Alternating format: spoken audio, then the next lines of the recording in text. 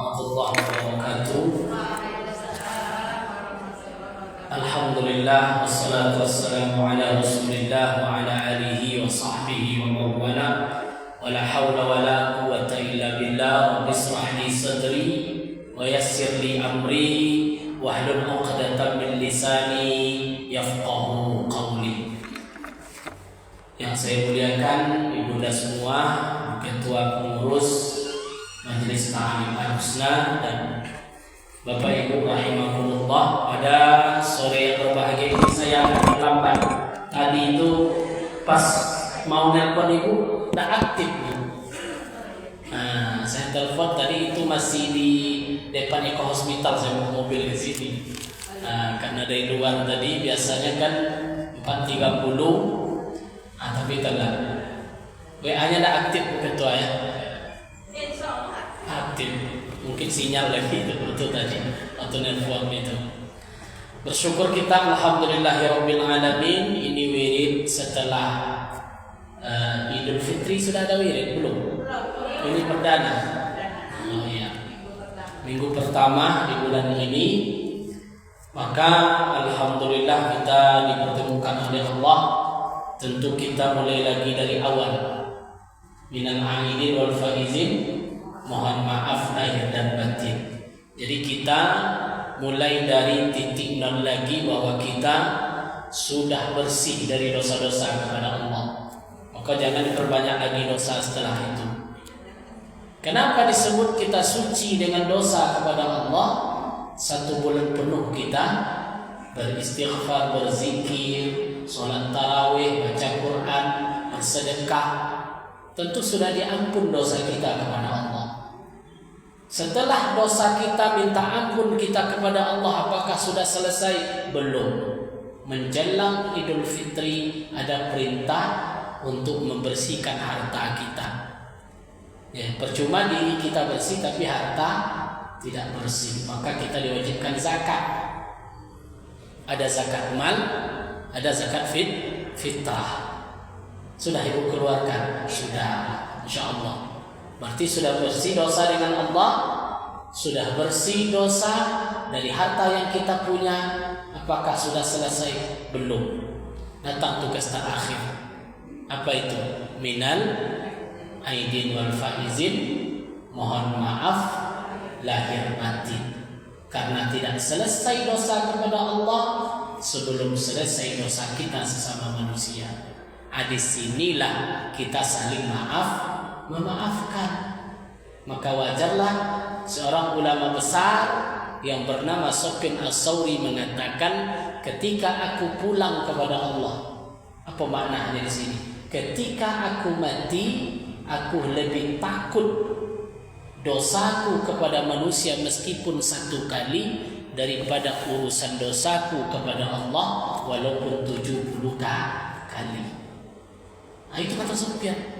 Mati saya, contohnya Bapak Ibu, kita meninggal menghadap Allah, masih ada dosa kita 70 kepada Allah. Lebih takut dia daripada ada 1 dosa antara manusia dengan manusia. Jadi sangat penting. Ketika Ramadan Ibu sudah penuh, ketika zakat sudah kita keluarkan, semua itu tidak punya nilai kalau masih belum kita saling memberikan maaf sesama kita. Nah, ini makna daripada minal aidin wal faizin. Minal aid kita dari kembali dari kemenangan. Wal faiz kita menjadi orang yang menang. Maka disebut dengan hari raya Idul Fitri. Fitri itu apa artinya? Ada yang nama Ibu Fitri semua? Nama Fitri. Apa arti Fitri itu? Suci. Suci dari dosa kepada Allah. Sucikan harta kita dengan mengeluarkan zakat. Dan terakhir suci dosa antara kita dengan sesama kita. Maka siapa itu ketika Ramadan selesai masuk Syawal itu ada 3 hal yang paling penting itu. Yang pertama, dosa anak kepada ibu bapak. Itu orang yang pertama itu, ibunda semua. orang yang pertama kita minta maaf itu adalah ibu bapak kita, orang tua. Kalau tidak ada orang tua, mertua. Kalau sudah wafat, ziarahi makamnya. Maka ada istilah pulang kampung. Pulang petang ibu ketua. Insya Allah masih ada bapak ibu. Berarti tujuannya kan juga kita ziarah, tengok makam mak bapak kita. Nah, kenapa Alqamah itu hampir dia tidak selamat ketika sakaratul maut? Pernah saya sampaikan karena dia menyinggung hati orang tua. Dalam sebagian riwayat Alqamah itu hanya menyinggung ketika orang tuanya dengan istrinya berada di rumah, dibeli sauban, 2 baju. Apa yang dibelinya bu? 2 baju, 1 untuk istri, 1 untuk ibunya. Sampai di rumah, apa kata Alqamah? Wahai istriku, pilihlah baju mana yang kamu suka. Tersinggung lah ibunya. Ya, hai Alqamah, hai istriku, pilihlah dulu baju mana yang kau suka. Kalau dia terpilih sama istrinya, berarti sisanya untuk ibunya. Cuma itu ibu sekalian. Ya, makanya hati-hati kita dengan orang tua. Tapi seharusnya nasihat ini kan untuk abangnya, bukan untuk ibunya. Sapi sama juga. Ya. Ketika abang kita berbuat baik dengan orang tuanya, jangan marah. Ya, justru kita saling, karena disitulah keberkahan itu Allah bukakan pintunya. Nah itu yang pertama. Terus yang kedua itu apa lagi? Ketika Syawal itu hendaknya seorang istri pun minta maaf kepada suami. Ya bu ya. Habis salat yang itu ibu salam sama siapa dulu? Iya. Orang sebelah. Betul. Itu coba. Tentu orang sebelah ya. Sampai di rumah sama suami tidak juga Nabi lontong dulu nak. Langsung lontong dulu. Alhamdulillah. Ya banyak kan gitu. Karena sibuk mensiapkan lebaran sehingga lupa salam sama suami. Saya pernah itu dulu menyelesaikan persoalan ini. Sebetulnya kan sederhana itu. Ngadulah istrinya ke kantor kuah katanya, suami saya ini berubah ya. Padahal baru libur Syawal, baru libur pas masuk kantor. Kan kita sudah lagi-lagi Syawal ini kan bulan silaturahmi. Kok ibu seperti ini nggak tahu? Tiba-tiba suami saya sikapnya dingin. Sikapnya dingin, saya pun nggak tahu. Ditanya pun dia nggak jawab. Dipanggil suami ibu, dipanggillah suaminya tadi. Pak, kenapa Pak? Bapak bersikap dingin dengan istri. Istri kan sudah keluar, ditanya dulu. Itulah Pak Kuah katanya. Pulang sholat itu ada sampai sekarang harus dia salam sama saya. Cuma itu yang bersalah. Rupanya suami itu juga minta dihargai. Setelah pulang dia lebaran itu sibuk dan saya nonton. Suaminya lah berharap nanti istrinya mau salaman semuanya itu gua nak dapat juga. Ini ibu hatinya. Merajuk dia sampai merajuk. Maka di sini. Kemudian apa lagi? Tentu yang ketiga adalah kita saling memaafkan antara satu dengan yang lainnya. Jangan ada satupun dosa, jangan ada satupun prasangka yang tidak baik, jangan ada satupun kita benci kepada orang-orang sesama kita. Ini tidak boleh. Kalau belum berarti belum fitrah namanya, belum Aidul Fitri, belum suci. Kenapa? Karena masih ada persoalan. Makanya ulama tadi mengatakan 70 dosa saya kepada Allah saya tidak takut. Tapi sekali dengan satu orang saya bermasalah, saya akan takut kepada Allah. Karena apa? Karena para ulama Sufyan As-Tsauri tadi mengatakan kalau dosa yang ada hubungannya dengan Allah, ketika kita meninggal masih ada nggak harapan untuk diampuni? Awaklah meninggal, tapi masih ada dosa dengan Allah. Kira-kira ada nggak harapan untuk Allah ampunkan? Awaklah mati bu. Ada nggak harapan Allah ampunkan? ada. Kok bisa begitu Ustaz? Datang anak ibu, sholat dia ke Masjid Al-Husna, Allahumma ghfirli wali walidayya warhamhuma kama rabbayani shaghira. Kata ampunan Allah ketika itu gugur dosa yang sudah hafal tadi. Itu dosa yang mana? Hubungan dengan Allah. Tapi kalau ada di antara ibu-ibu ini tidak bertegur sapa, kemudian ibu mati, nah itu contohnya. Awak nak baik kan sama orang, kemudian kita mati 1000 kali ala Allah waghfirli, diampunkan tak? Tidak. Karena itu hubungan dengan manusia. Terus kapan diampunkan Ustaz? Baru diampunkan kalau kawan cekcok kita itu sudah memberikan maaf. Gawat atau enggak itu? Makanya jangan sampai ibu dirawat tak bertegur sapa itu. Nanti ibu mati loh. Nah ini saya bukan nyuruh mati ya. Takut kita lagi cekcok sama orang, kita mati, tidak ada harapan diampunkan. Datang anaknya ke panitia kurban. Panitia, saya mau kurban 1 ekor sapi untuk mak saya. Seluruh dosa ibu dengan Allah tapi dengan siang tadi tak dapat ampunan. Makanya bahaya antara dosa dengan sesama. Itulah momentum Syawal itu untuk kita membuka hati. Tidak usahlah kita selalu mengedepankan ego kita. Terus siapa yang berdosa tadi? Tentu objeknya yang mulai. Contoh, makanya Nabi mengatakan isnani la yunzurhumullah yaumal qiyamah. Ada 2 kelompok yang tidak dipandang oleh Allah hari kiamat. Yang pertama siapa? Qati'. Apa qati' itu? Tukang putus silaturahmi, pemutus silaturahmi. Berarti siapa tuh? Yang mulai tadi, yang memutuskan. Makanya kita boleh cekcok segala macam, tapi habis itu selesai. Tak ada masalah. Tak ada manusia ni yang tak akan mungkin baik kita semua. Iya tak? Pasti ada masalah.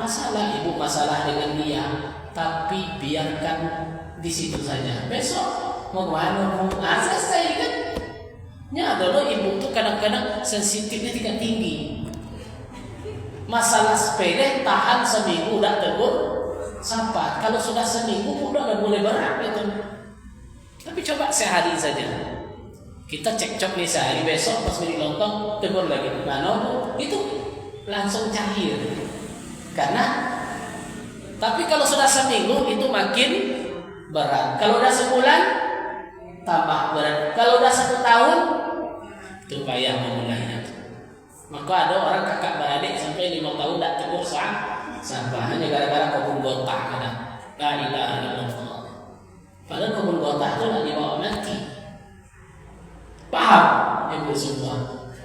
Itu yang kita takutkan dalam hidup kita. Maka manusia yang paling utama itu ada 3 macam kata Rasulullah. Yang pertama, anta afwa man zalamaka. Memaafkan orang yang zalim kepada engkau. Jadi udah jelas dia yang memutus, udah jelas dia yang salah, kita dulu yang minta maaf. Berat atau tidak? Tapi itulah manusia paling mulia kata Nabi. Contoh, Nabi setiap pergi sholat dilempar pakai kadang tai unta, isi unta tadi dilemparkan ke Nabi. Setelah lama Nabi dilempar 2, 3, 4 hari tidak ada lagi orang yang melempar tadi. Nabi pun kaget, mana orang yang selalu melempar saya? Kata sahabat, beliau sakit ya Rasulullah. Beliau ambil kurma, masukkan dalam kantong, bawa. Dia jenguk orang sakit tadi. Disinilah makna memaafkan orang yang zalim kepada engkau. Ibu selalu dijelek-jelekkannya. Kan ada tuh tipenya pada tubuh. Dijelekkannya, tak ada masalah, kita diginikannya. Besok-besok dia sakit. Kira-kira ibu jenguk atau enggak? Apa kata ibu tadi? Nantilah katanya kan? Kan sampai itu jawaban. Tapi Rasulullah tidak. Ketika orang tadi berbuat zalim kepada dia memberikan maaf. Itu kalau tahap tuh Ustaz katanya, kan ego kita masih ada. Karena ego kita, nafsu kita masih kuat. Kita merasa kalau kita yang meminta maaf, kita adalah orang yang kalah. Bukan. Justru ketika kita meminta maaf, membuka pintu maaf, kita adalah orang yang menang. Makanya Rasulullah, para alim ulama itu mengatakan, orang yang kuat itu bukanlah orang yang bisa menaklukkan orang lain, tapi orang yang kuat itu adalah orang yang bisa menjaga amarahnya, bisa dia kontrol, tidak meledak-ledak. Tapi saya tengok ibu-ibu di sini, insya Allah baik-baik, atau lebih parah. Takutnya itu aja. Anta'fuwa man zalama, maafkan orang yang telah zalim kepada engkau. Karena kalau kita sama kita biasa bu, ya sambil selawat salam. Karena kita biasa. Tapi ketika kita memaafkan orang yang menyakiti kita, ini baru luar biasa dan menjadi orang mulia di sisi Allah Subhanahu wa taala. Yang kedua, apa kata Nabi lagi? Antasil man qata'aka, menyambung kembali orang yang memutuskan silaturahim kepada engkau. Udah jelas dia yang salah, dia yang tidak mau negur kita, tapi kita berusaha untuk menyambung. Ini luar biasa. Karena kita takut, ya. Karena kalau kita minta maaf, kita sudah berusaha, kita orang yang mulia, tapi sikap dia tidak mau, tetap bersikukuh untuk tidak baik dengan kita, berarti dia yang nanggung di hadapan Allah. Kita sudah dapat kemuliaan. Maka ego itu jangan ditahan. Masa saya pula minta maaf sama adik saya? Kan itu kadang-kadang yang adiknya itu pula bertahap ya untuk tidak saling baikan. La ilaha illallah. Sampai 3 kali rayu kadang-kadang masih belum baikan. Nah, ini jangan sampai dipertahankan seperti itu. Kenapa tadi? Ketika kita mati, tak ada harapan untuk Allah ampunkan kecuali orang tadi memberikan maaf. Makanya ketika jenazah tergeletak itu apa kata kita? Kepada semua yang hadir, maafkan jenazah ini. Ibu maafkan, maaf. Kalau ibu cek-cek tuh hadir, selesai. Itu ibu tuh rupanya kebetulan jalan-jalan ke Padang, nggak hadir waktu itu. Belum keluar kata-kata maaf. Kalau ada hutang piutang, datangi ahli waris. Kenapa? Karena dosa sesama manusia itu luar biasa sampai nanti di akhirat ketika kita berhadapan dengan Allah Subhanahu wa taala. Maka kuncinya di mana, Bu? Selesaikan kalau ada masalah. Ya, 1.000 kawan terlalu sedikit, 1 musuh terlalu banyak. Itu yang kita cakap. Ya, 1.000 kawan itu terlalu sedikit, 1 musuh terlalu banyak. Mana statusnya? Ya, jangan ada musuh, jangan ada kita saling musuhan di antara kita. Dan yang terakhir, antu'ati man haramaka, memberi kepada orang yang tidak pernah memberi kepada engkau. Karena kebiasaan kita tuh memberi apa? Kalau dia memberi. Tapi kalau untuk mentes keikhlasanmu, cobalah beri orang yang tidak akan mungkin ada harapan memberi kepada kita. Ini baru bagus. Ini baru amalan yang baik. Contoh di bulan puasa, buka sekarang kita hantar juga sambal, besok kita hantar lagi kolak, besok kita hantar lagi sup. Lah 3 kali hantar nggak juga di balasan kan? Itu bukan mulia. Justru mulia itu kita tidak mengharapkan apa-apa. Rasul katakan antu'ati man haramak, memberi orang yang tidak pernah memberi kepada engkau. Ini amalan yang paling utama. Amalan yang sangat baik di sisi Allah. Ada 3 tadi. Apa tadi? Memaafkan orang yang menyakiti engkau. Yang kedua, menyambung kembali orang yang memutuskan silaturahmi dengan engkau. Yang ketiga, memberi orang yang tidak pernah memberi kepada engkau. Kalau tak amalkan luar biasa, ya. Tapi memang berat. Iya Bu. berat lagi ya. Nggak bisa kita lakukan berat. Begitu. Ya. Dilatih lah ya langsung. Insya Allah. Kalau ada masalah dengan orang lain ini dulu, pelan-pelan kita selesaikan. Boleh sekarang kalau ada ibu masalah, silakan yang pertama yang lakukan apa? Cari nomor handphonenya. Oh, udah diblokir dulu, tak dihapus lagi situ. Kan banyak kawan cari lagi, diaktifkan lagi. Pas ditelepon, awak pun dah diblokirnya pula kan? Cari penghubung, ya. Ibu itu mau ketemu udah, kita saling terbuka dan saling memaafkan, selesai, tidak ada masalah lagi. Baik, ibunda semua yang berbahagia, kajian kita sebetulnya fikih karena ini kajian pertama. Maka saya buat mukadimahnya tentang bagaimana kita kembali lagi kepada titik awal sebagai manusia, bahwa kullu maulid yuladun 'alal fitrah. Setiap yang lahir itu kata Allah dia suci, dan insya Allah kita suci lagi di bulan Syawal. Bagaimana kita istiqomah ke depan untuk mengamalkan apa yang sudah kita dapatkan selama Ramadan tersebut. Maka perlu ilmu. Kajian ilmunya tentang fikih, karena banyak yang baru. Tentu kita mulai lagi tentang bab salat. Apa yang dimaksud dengan salat? Aqwal, perkataan.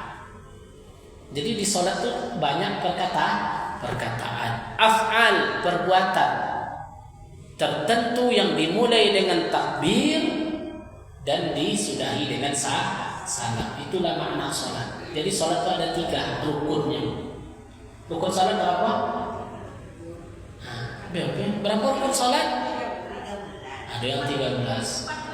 Saya kan sebut macamnya. Macam rukun itu ada 3. Yang pertama rukun qalbi. Apa rukun qalbi itu? Rukun hati. Apa yang terletak di hati? Niat. Yang kedua rukun qauli. Apakah rukun qauli? Rukun yang keluar dari mulut. Allahu Akbar, itu rukun. Kemudian Al-Fatihah itu rukun. Kemudian tahayat akhir itu rukun. Yang ketiga ada orang namanya rukun fi'li. Rukun perbuatan. Ruku, sujud, i'tidal, itu namanya rukun. Ini nanti akan diklasifikasi sehingga menjadi 14. Sehingga menjadi 13, sehingga menjadi 17. Jawabannya semuanya benar. Berapa rukun salat tadi menurut Ibu? Betul. Ibu? Betul. Ibu? Betul semuanya. Kok bisa begitu Ustaz? 13 tidak memasukkan tuma'ninah. Ngerti Bu?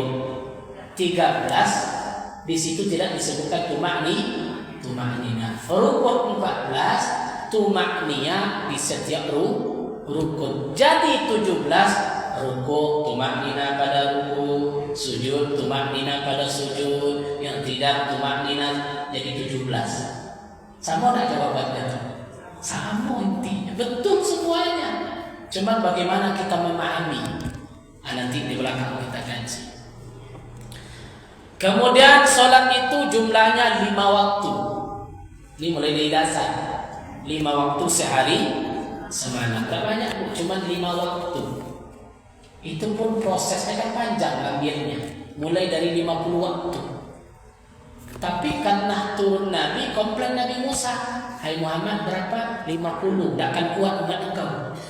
Coba minta diskon lagi sampai menjadi 5. Kata Nabi Musa, coba diskon lagi. Untung tak Nabi nak naik lagi Bu. Kalau sempat naik mungkin sekali. Maka Musa mengatakan umat saya cuma sekali seminggu, yang disebut dengan hari Sabat. Ibu agamanya apa dulu? Nasrani atau Yahudi? Hah? Kristen, Nasrani ya. Karena dalam agama samawi itu ada 3. Yahudi, Nasrani, Islam. Yahudi Nabi Musa. Kitabnya apa? Taurat. Nasrani Isa alaihissalam, tetap Allah. Yahudi Sabat, dia ibadah di hari Sabtu. Kemudian hari mulianya orang Nasrani Minggu, ya Bu, dulu. Islam Jumat ditambah sholat 5 waktu sehari semalam. Kenapa Al-Quran muncul? Taurat itu benar, Bu, tapi terjadi penyimpangan, diluruskan lagi. Injil itu benar, karena salah satu dalam Islam wajib kita percaya kepada kitab Injil itu kitab Allah. Yang dinamakan Nabi Isa itu terjadi pula perubahan, maka diluruskan, maka disebut dengan agama samawi. Musa mengatakan umat saya ibadah di hari Sabat Sabtu, tapi ketika itu hukum Allah itu langsung muncul. Siapa yang tidak ibadah di hari Sabat, kunu qiradatan khasiin, jadilah mereka seperti monyet yang sangat jelek. Jadi tidak ada ikutnya Jumat. Contohnya kini langsung azab Allah itu datang ke umat Nabi Muhammad. Allah sayang, tidak pernah terjadi langsung azab. Kalau dulu Nuh contohnya langsung datang banjir. Umat Nabi Musa ketika dikejar langsung lautan terbelah, Fir'aun ditenggelamkan oleh Allah. Zaman Nabi-Nabi terdahulu langsung datang azab. Zaman Nabi Musa siapa yang tak hari Sabat langsung jadi monyet. Tapi di zaman umat Nabi Muhammad azab itu tidak Allah berikan. Kalau sempat Nabi berikan Allah tuh, mungkin ibu inilah yang banyak jadi manusia lagi daripada bapak-bapak. Kenapa? Jadi monyet satu sana di SKA. Kenapa tidak Jumat dia? Ya kalau sempat yang tak Jumat itu jadi monyet, kira-kira banyak tak yang jadi bowo? Banyak. Pas lagi nyetir orang azan langsung jadi monyet ya. La ilaha illallah. Mungkin banyak ibu-ibu ini yang sampai 5 tahun tuh 4 kali ganti suami. Kenapa? Jadi monyet. La ilaha illallah. Tapi Allah sayang. Allah enggak jadikan. Allah sayang. Maka tapi umat Nabi Muhammad umat terakhir, tapi beban ibadahnya lebih banyak. 5 waktu sehari semalam. Nak boleh ditinggalkan, ini mutlak. Kapanpun kondisi apapun sholat tidak bisa ditinggalkan. Iko baru ngomong nak tinggal sholat, la ilaha illallah. Ada tak yang seperti itu? Baru kepala ditempel, sholat langsung tinggal. Yang lucunya, gara-gara undangan banyak di pesta anaknya, make upnya takut hilang, tinggal sholat subuhnya. Ada tak yang seperti itu? Ya, takut betul dia luntur. Nah ini masalahnya. Banyak kok kita tengok orang pesta itu kan, kadang lewat sholatnya. Na'udzubillah. Ini sholat ini masalah pokok. Rukun Islam setelah syahadat sholat. Makanya Rasul katakan jika sholatnya baik, maka baiklah seluruh amalnya. Jika sholatnya tidak baik, maka dianggap tidak baik seluruh amalnya. Apalagi meninggalkan sholat. Ya, ma salakakum fi saqar. Kenapa engkau berada di dalam neraka saqar, kata Allah? Apa jawab penduduk ketika itu? Dia Islam tuh tapi tak salat. Lam naku minal musallin. Apa kata penduduk neraka tadi? Ya Allah, dulu kami di dunia tidak salat, dipanggang di dalam neraka saqar. Satu-satunya neraka yang Allah sediakan untuk orang meninggalkan salat dalam Al-Quran disebut dengan neraka saqar. Ini ayat Quran. Masalah kekumpi saqar. Kenapa kalian berada di neraka saqar, kata Allah? Apa kata penduduk neraka tadi? Lam naku minal musallin. Kami dulu di dunia tapi tidak salat. Berarti dia Islam tapi tidak salat, masuk ke dalam neraka saqar. Nah ini yang kita takutkan. Walam tajma'u hazihi salat, tidak pernah salat ini berkumpul kecuali di zaman Nabi Muhammad. Jadi syariat Nabi dulu tidak sama. Jadi cuma Nabi Muhammad inilah yang sholat 5 waktu. Wa furidat lailatul Isra, perintah ini datang pada malam Isra Mi'raj. Seperti Nabi 10 tahun hampir di Mekah itu belum ada sholat, khusus akidah. Menjelang beliau hijrah ke Madinah, beliau di Isra Mi'rajkan, datang perintah sholat. Panjang tuh prosesnya. Bi'ishrin, kemudian walam tajib subuh ketika itu caranya.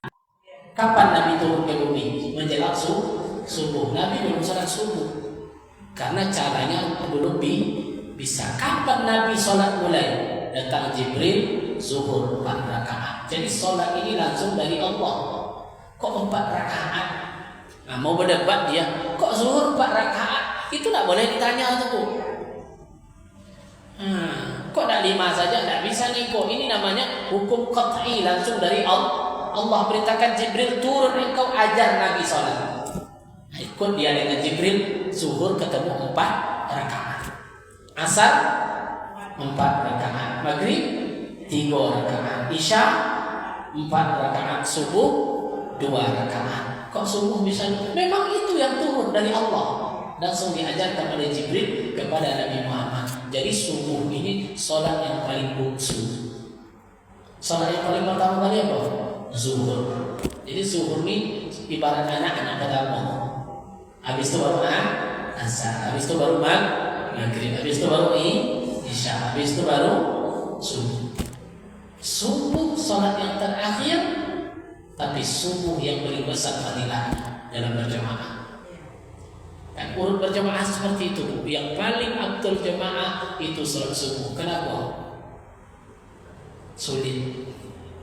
Yang paling ringan jamaah, pahalanya yang paling ringan maghrib. Kan karena maghrib yang mudah.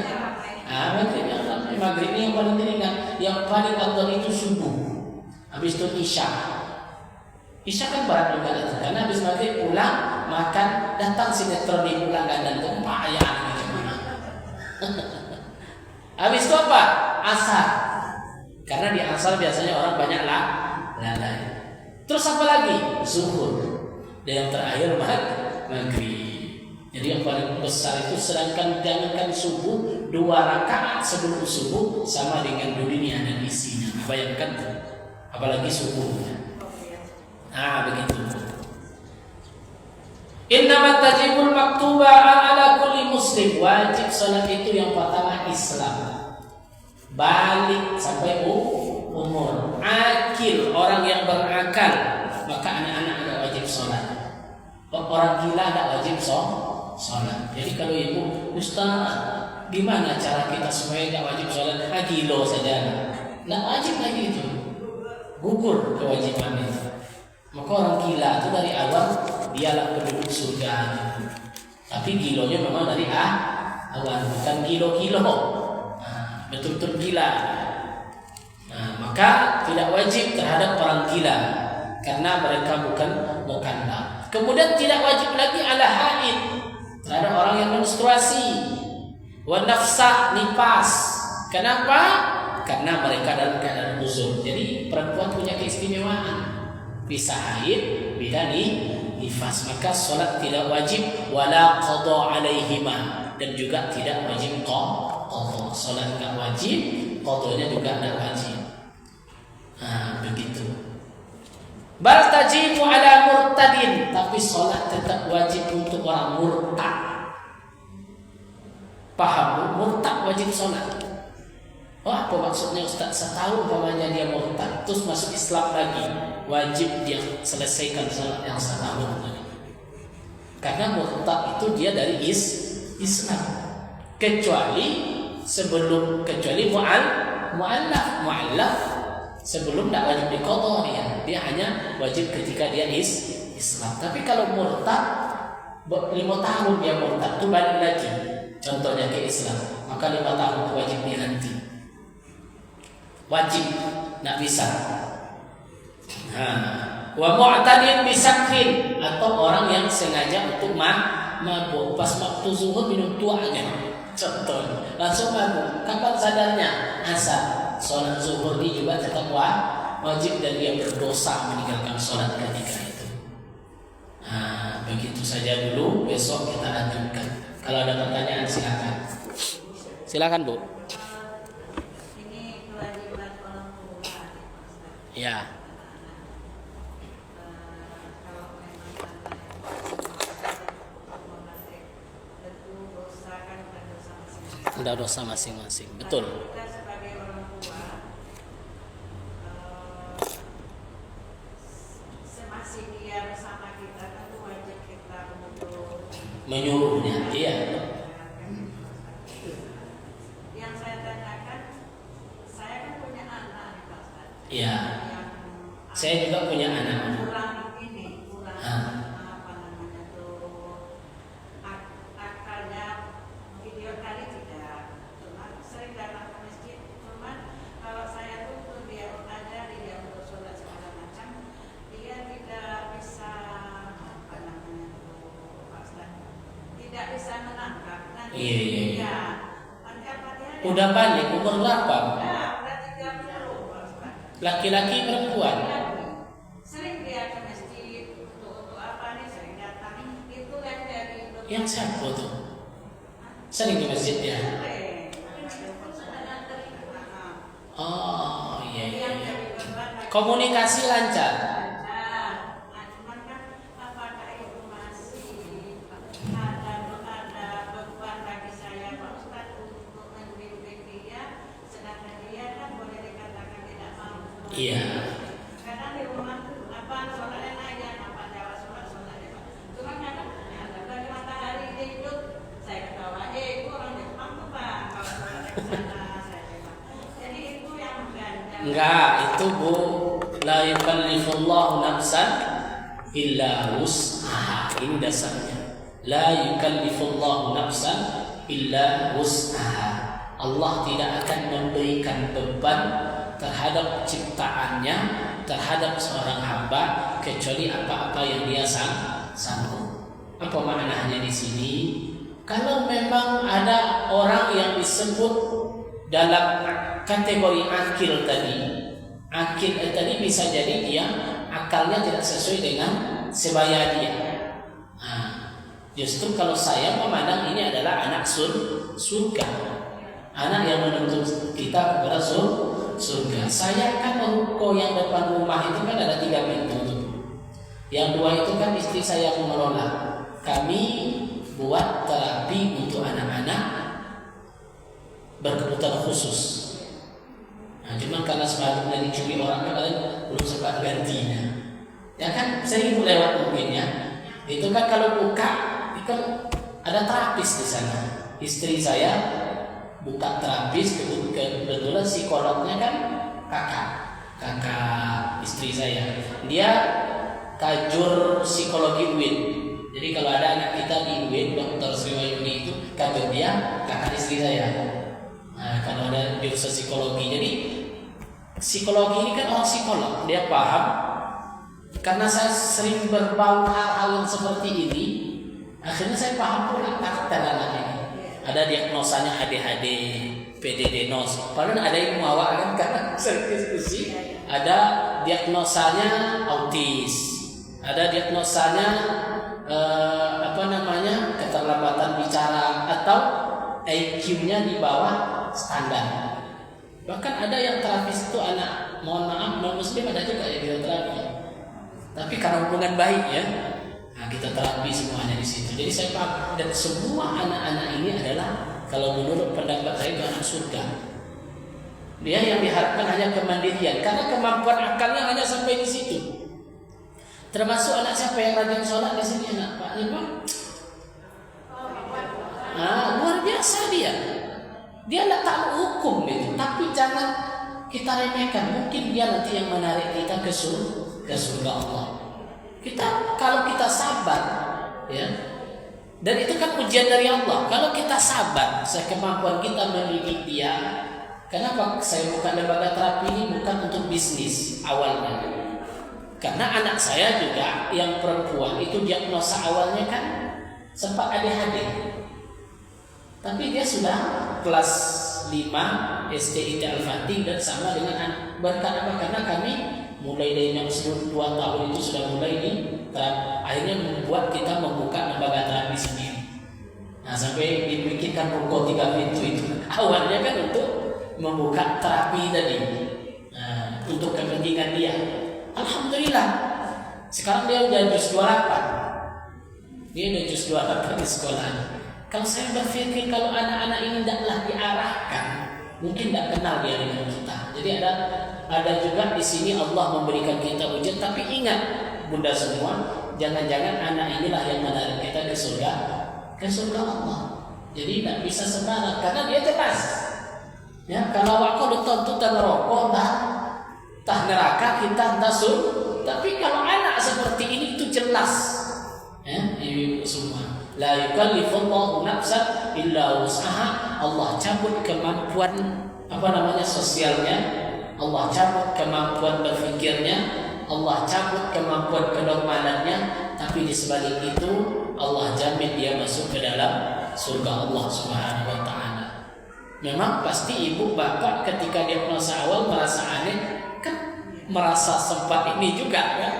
Tapi ketika kita kembalikan kepada Allah, anak itu adalah titipan, maka sekemampuan kita bunda.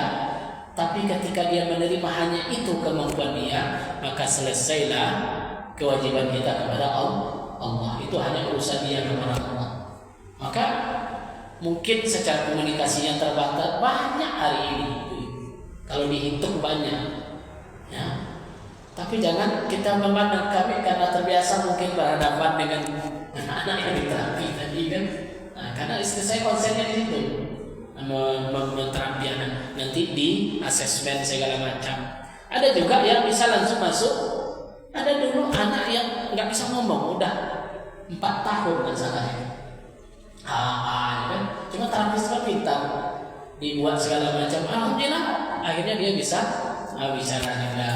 Tapi ada namanya istilah golden age juga, di bawah 5 tahun. Kalau sudah lewat 5 kan berat ya. Nah, itu ilmunya ilmu orang psikologi. Ilmu psikolog, ilmunya orang terapis dan segala macamnya. Tapi insya Allah itu anak itu juga berkah dan anugerah ya. Nah, dalam kehidupan kita, anak surga istilahnya. Yang saya takutkan Pak Ustaz, ada hutang kita kepada Allah. Enggak lagi, karena kita sudah berusaha. Jangan nanti dikasih amanah oleh Allah anak sebentar, tapi kita justru cuek, enggak berjuang. Setidak kemandirian mereka kan mengajarkan mereka supaya lebih taat kepada Allah gitu. Saya salut juga ya, rajin mereka, ada juga rajin sholat luar biasa dia kan. Meskipun dia nggak paham bacaannya dan segala macam, tapi ingat anak seperti ini jelas. Ya, karena tidak takluk syariat kepada dia. Ada yang hilang di situ, fungsi kecerdasan, fungsi komunikasi, ada fungsinya yang dicabut oleh Allah Subhanahu wa taala. Oke, udah? Nah, insyaallah kita sambung lagi. Ya. Salat apa? Itu yang lebih bagus. Salat sunnah terbaik itu di rumah. Qabliyah itu. Makanya nawwiru manazilakum bis salat, kata Nabi. Berilah rumahmu cahaya dengan salat. Sebagian ulama mengatakan maksud salat Nabi di sini salat sunnah duha. Nah, kalau dekat kita setelah orang azan kita qabliyah dulu.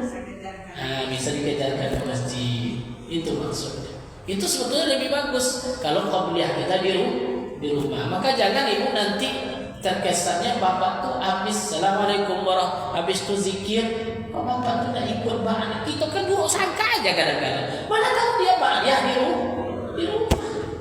Jadi perbanyak baik sangka. Kita kan cepat ngambil kesimpulan. Ibu minat. Dia udah bangga saya ba'adah, dia enggak. Boleh mulia itu ba'adahnya dia. Jadi kita jangan cepat. Karena sebagian ulama mengatakan sholat sunnah yang terbaik itu di rumah. Begitu. Oke?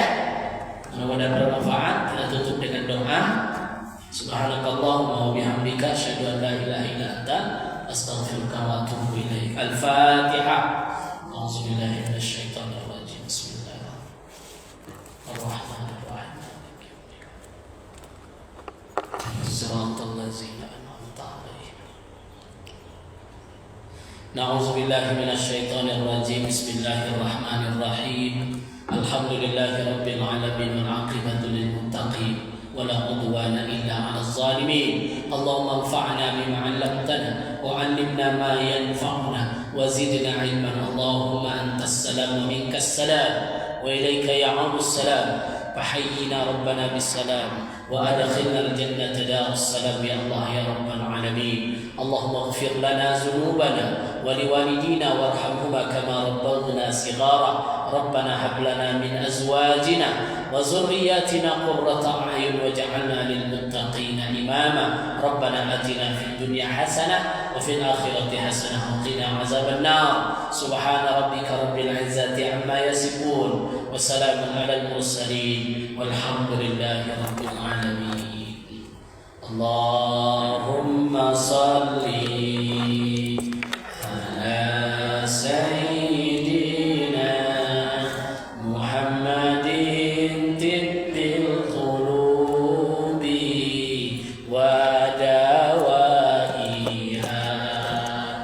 وعافية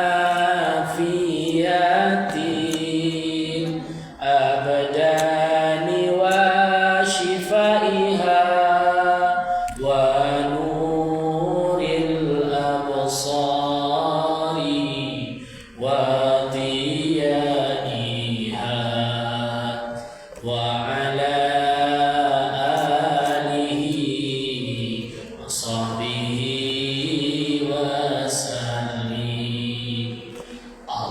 اللهم صل على سيدنا محمد طب القلوب ودوائها وعافية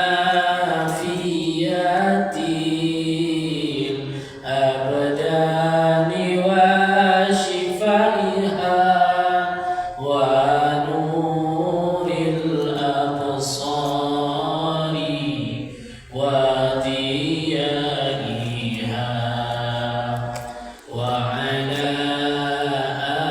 آله وصحبه وسلم.